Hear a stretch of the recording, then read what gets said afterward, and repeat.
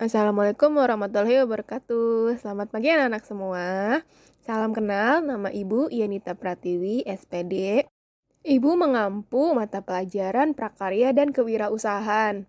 Pada pertemuan pertama kali ini, Ibu akan membahas mengenai pengolahan dan kewirausahaan bahan nabati dan hewani menjadi makanan khas daerah. Sebelum ke pembahasan, Ibu bahas dulu peta materinya. Pengolahan dan wirausaha makanan khas daerah di sini akan terbagi menjadi 3 materi. Yang pertama, perencanaan usaha makanan khas daerah yang terdiri dari ide dan peluang usaha, lalu sumber daya yang dibutuhkan, kemudian perencanaan usaha, lalu yang terakhir penyusunan proposal. Lalu yang kedua itu adalah penerapan sistem produksi makanan khas daerah berdasarkan daya dukung daerah. Terdiri dari pengertian makanan khas daerah, karakteristiknya, teknik pengolahannya, dan juga teknik pengemasannya. Yang terakhir, kita akan menghitung titik impas atau break-even point usaha makanan khas daerah. Yang terdiri dari pengertiannya, pengertian dari titik impas, strategi menetapkan harga jual makanan khas daerah, dan yang terakhir menghitung titik impas. Oke, sebelum masuk ke materinya, ini ada beberapa video YouTube yang viewersnya lumayan banyak. Mungkin beberapa dari kalian ada yang tahu Will Goss, Magdalena, kemudian ada Ria Eswi. Nah, mereka ini adalah YouTuber yang sukses mengenalkan atau memviralkan suatu makanan khas daerah. Contoh kayak Magdalena, dia pernah konten bakso lobster yang ada di Cibitung tuh waktu itu kan kalau nggak salah sampai viral banget ya. Kemudian ada juga pai susu Bali. Siapa nih yang belum pernah nyobain pai susu Bali? Nah, pai susu Bali ini merupakan salah satu panganan khas dari Bali yang harus dijadikan oleh-oleh kalau misalnya seseorang habis dari Bali. Kemudian ada permicinan juga. Jadi permicinan kayak bakso aci itu ternyata ada yang versi frozen. Dan yang versi frozen ini bisa dijual di e-commerce.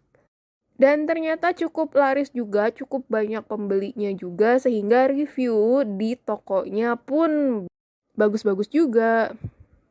Jadi usaha makanan khas daerah ini ternyata dia bisa menjadi usaha yang cukup menjanjikan juga. Terutama nih biasanya buat kalian-kalian yang masih muda, kan mau mulai usaha tapi bingung mulai usaha apa. Salah satunya adalah usaha makanan khas daerah. Kenapa? Karena ada beberapa makanan khas daerah yang cukup mudah untuk dibuat dan dipasarkan.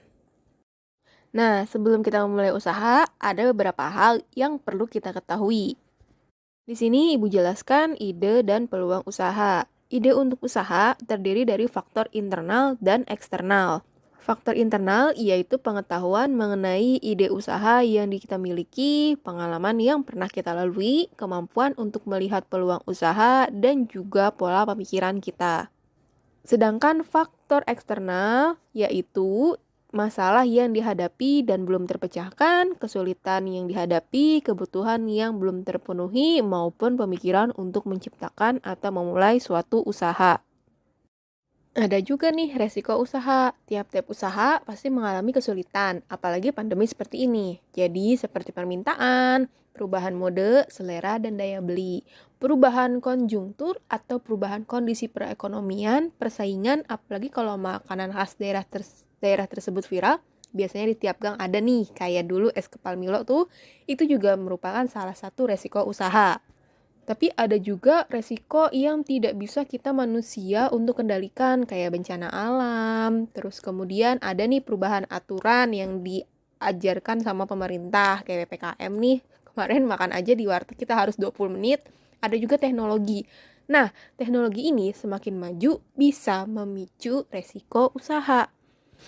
Tapi resiko-resiko tersebut bukan berarti bikin kita jadi takut untuk memulai usaha ya. Beberapa cara untuk mengurangi resiko usaha, misalnya kesadaran dan kemampuan kita untuk mengelola usaha, peluang, dan kekuatan yang kita miliki.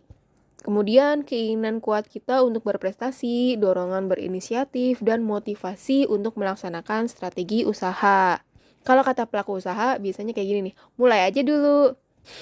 Lalu kemampuan kita untuk merencanakan strategi usaha juga bisa diterapkan supaya ada perubahan dalam lingkungan usaha. Dan juga diperlukan kreativitas dan inovasi untuk menerapkan dan mengolah modal usaha supaya usaha yang kita geluti ini dapat keuntungan, bukan malah kerugian. Tugas seorang wirausaha dalam mengambil resiko. Jadi ada beberapa hal yang harus kita perhatikan sebelum kita mengambil resiko tersebut. Pertama, menetapkan kebutuhan pada tingkat permintaan waktu sekarang. Jadi permintaan nih yang sekarang lah yang harus kita penuhi terlebih dahulu. Kedua, membeli alat-alat produksi yang cukup untuk memenuhi permintaan konsumen. Jangan sampai nih kita nggak bisa produksi karena alat-alat produksi kita kurang atau bahkan nggak punya. Ketiga, misal nih alat-alat produksi kita ada banyak. Nah, bisa kita manfaatkan dengan menyewakan alat-alat tersebut untuk memenuhi permintaan konsumennya. Jadi, alat-alat tersebut bisa kita sewakan untuk orang lain supaya dia bisa mengolah usaha kita. Lalu ada juga yang memberikan kepercayaan kepada pembuat produk yang lebih kecil, ibaratnya kayak reseller-reseller gitu loh. Jadi bisa kita manfaatkan si reseller-reseller tersebut. Kelima, mengumpulkan informasi terkait usaha yang sedang kita geluti. Yang keenam nih, ini adalah pilihan terakhir, yaitu mengurangi resiko usaha. Sebisa mungkin kita kurangi resiko yang bisa menghambat usaha kita. Ada beberapa hal juga yang perlu kita perhatikan saat kita akan memulai suatu usaha. Yang pertama adalah etika bisnis. Harus berdasarkan iman kepada Tuhan Yang Maha Esa sebagai tanda syukur kita atas nikmat yang diberikan. Jangan mengejar keuntungannya saja, tapi juga harus memberikan dampak yang positif bagi lingkungan sekitar. Kita juga harus enjoy dan menikmati setiap proses usaha yang sedang kita kerjakan, karena hal tersebut bisa menjadi bekal pembelajaran dalam hidup kita. Lalu yang terakhir, tidak mudah menyerah ketika menghadapi kesulitan bahkan kegagalan.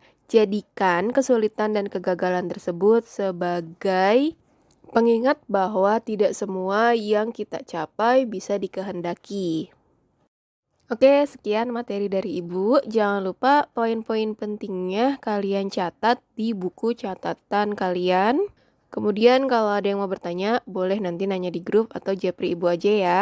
Oke, sampai ketemu lagi minggu depan. Jangan lupa selalu terapkan 3M, memakai masker, mencuci tangan, dan menjaga jarak. Dan juga menjauhi kerumunan ya.